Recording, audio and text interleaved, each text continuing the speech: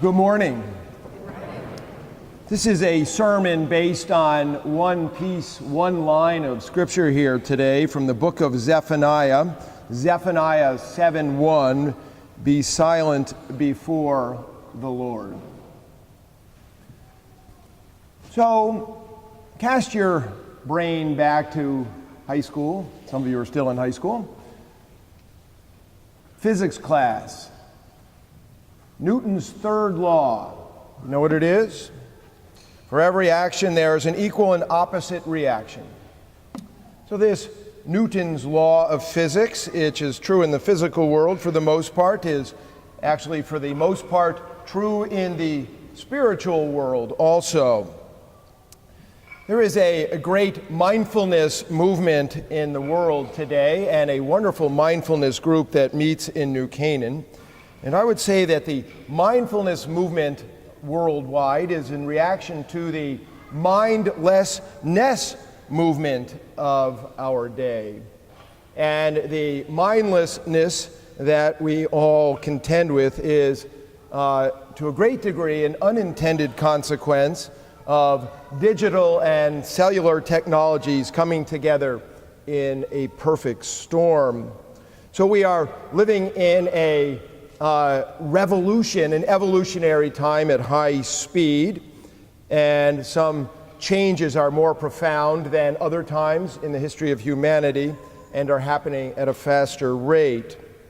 Now, I'm 58, and many of you are my age, and some of you will remember when the only cell phone in the United States, or in the world, was had by the President of the United States. And you will remember that computing used to happen with a gigantic computer, mainframe computer only, and now the cell phone in my right pocket has more computing capability than the computers that first landed a rocket on the moon. And this powerful computing, which is with us almost at all times, has moved from being passive to active to interactive, right? And it was in its early days passive. In other words, we had to go to the computer to either get information or process information, just as we went to the library. And then during the past decade, that computing that became active with the advent of push technology, and information began to be pushed upon us that we'd either invited or let happen, and this information tailored to our own desires, which we had said we were interested in, and it comes without our bidding. This is the news feed on your phone. And also within the last decade, we moved from not just passive to active, but interactive, so that we can participate on a social media platform and in little time be in touch with, if we have the means and someone cares, hundreds and thousands of people, and they can do the same with us. Now, this explosion in possibility has brought some unintended consequences. Many of us are overfed by our news feed, and that the immediacy of information communication collapses time and space, and we can now be virtually or digitally present with things happening throughout the world, many of which make the news, are crises in different parts of the planet. So our reaction is that many of us live in a constant sense of low-level crises. And since everything has an immediacy about it, things like the morning newspaper are old by the time they arrive, or even the 6:30 world news is old. And all of this accelerating of the delivery gives us a sense that time is actually accelerating. And these time-saving devices, ironically, are time-sucking devices, and we seem to have less time.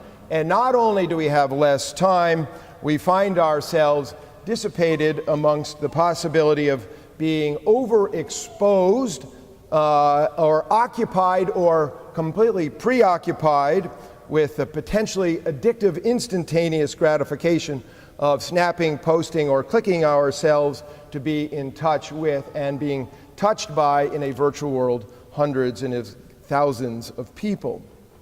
Now, the result of all of this mass movement, like that is in the water, it would be like a fish not knowing the temperature of the water or being out of the water. We all are in the water, and the result is, for many, it leads us to be distracted and dissipated and disturbed.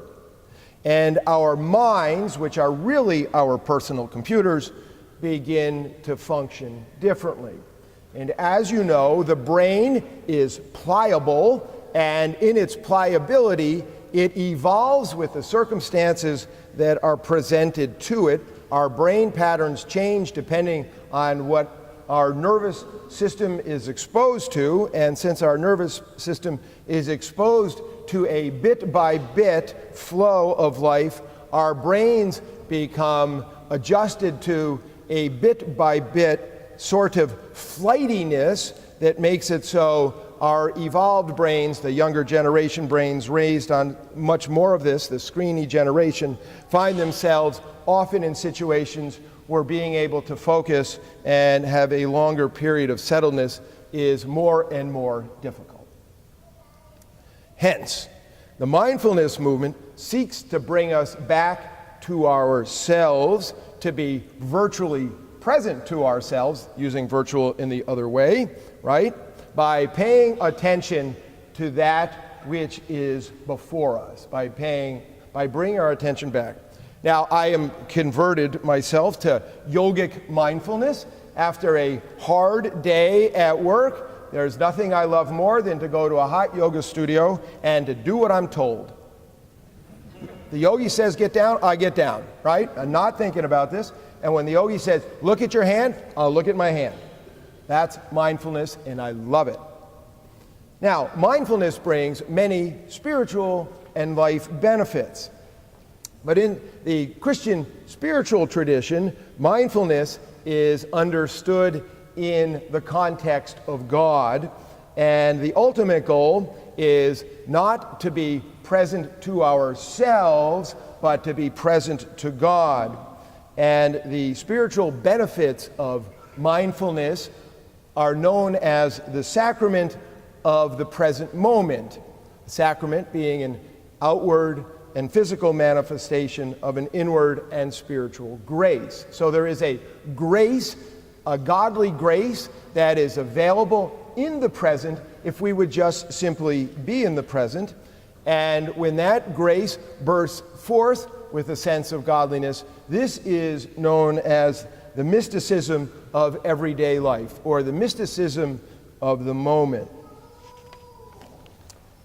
So even with the mindfulness fully achieved and all the astounding spiritual benefits of mindfulness, the Christian spiritual tradition does not have mindfulness as its goal. Rather, it has soulfulness as its goal. And I would purport that the great spiritual challenge of our day today, the times that we live in, is not mindlessness, but soullessness.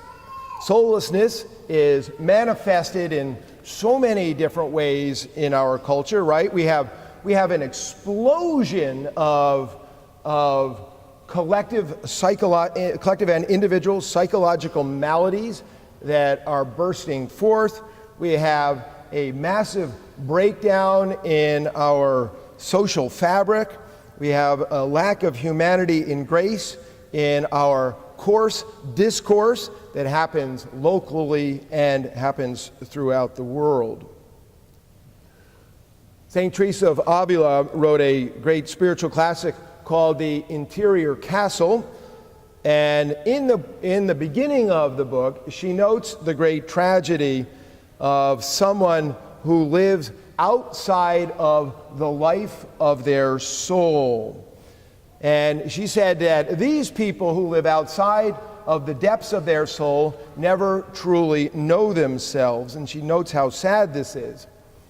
And she speaks with great metaphor and analogy that the soul is like an interior castle, and the light of the soul, the light of Christ, burns at the center of the soul, and there are many mansions. There are 7 mansions being rooms, 7 different sets of these rooms that you can move closer and closer to the light of Christ. And for people who do not live from the inside out, from the soul outward, these are people who live outside the walls of the castle, and she says they are like those who live in the moat, unguarded by all that is able to attack them. And that these people are bit by the metaphorical animals, which keep us in a constant state of agitation and discomfort and ignorance, and prevent us from settling down to enter into our inner lives. And she calls this the world of sin. Now, perhaps if Teresa was writing nowadays, she would also include into the undefended wiles of the world the digital and screen-bound worlds that keep us in constant distracted attention and make it so hard for us to be present to the present and to be present to God. Now, Teresa and all the other great teachers of our prayerful tradition would tell us that mindfulness is an element in the Christian spiritual life, and it has been for millennia called the prayer of recollection. And in the prayer of recollection, we recollect our dissipated self, which is dissipated in a sundry of thoughts, our disturbed self, which is worrying over this problem, and our distracted self, which flits around like a fly, and that we unplug that and begin to bring this into ourselves. But the prayer of recollection does not have mindfulness as its goal. It has mindfulness and recollection as a movement toward soulfulness, the recollected self before God. Now, Teresa and all the other great teachers of our tradition would tell us that there is no knowing yourself without a reflection on the depths of your soul, entering through the door of your soul and entering deeply into yourself. And the antidote to the outer noise is, as said by Zephaniah here, be silent before the Lord. Now, the call to silence is not simply the call to unplug from all of the stuff that we are plugged into. It is not simply negation. It is not just neutral. It is active. So, holy silence is active with the grace of God. It is the push mechanism, so to speak, of God, because it is in silence that we begin to understand the silent music of grace, right? We begin to enter through the doorway into the depths of our being. And we begin that journey not only with recollection, but eventually with meditation. And what meditation is a form of mindfulness. It is the doing, or the attempted doing, those of you who are meditators know what that chuckle comes from, the attempted doing of one thing. And all religions have meditation. It predates antiquity as a way and path to God. And with the advent of the 1800s, meditation began to be understood outside of the context of God as a method of mindfulness of doing one thingness. But in the Christian tradition, like all religious tradition, that meditation is meant as a means. But meditation itself, mindfulness of meditation, is not the end. The end of meditation is contemplation. And what contemplation is when our meditations bring and illuminative grace, a grace of God that begins to mix in the depths of our spirit. And any of you who have had religious experience, you know that the defining mark of that movement is that which happened to you was not something that you were able to cook up on your own. It comes by either from the depths of your being or outside of your being, depending on how you might imagine this illuminative grace. Now, so therefore, the movement is from mindfulness to prayerfulness to soulfulness, from meditation to contemplation is the purpose of our journey, and that contemplative grace takes away our preoccupation with ourselves, and it moves us to the occupation of God's life within us. St. Augustine, in his Confessions, a confession is your life story written out but said to God that others can read, said in one of his prayers, "Our hearts are restless until they rest in Thee, O Lord." And that is what contemplation is. The only resting place for our hearts transcends mindfulness and moves to soulfulness. It moves to the deep resting companionship that we have with God in the depths of our being.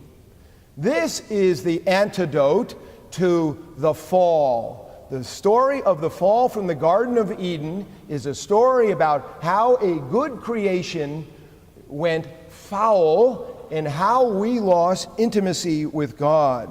Resting with God in the depths of our being, in some sense, is the return to the garden that we were all created to live in. And when we plug into the divine, that changes all of the other things that we are plugged into. And by being plugged into the divine, we come to know truly who we are as human beings. We find ourselves in love, dispatched in love for all people. And it is this divine flow that we were created for. And this is what it means to be made in the image of God. And that is what our world needs. And if it doesn't come from us, who's it going to come from?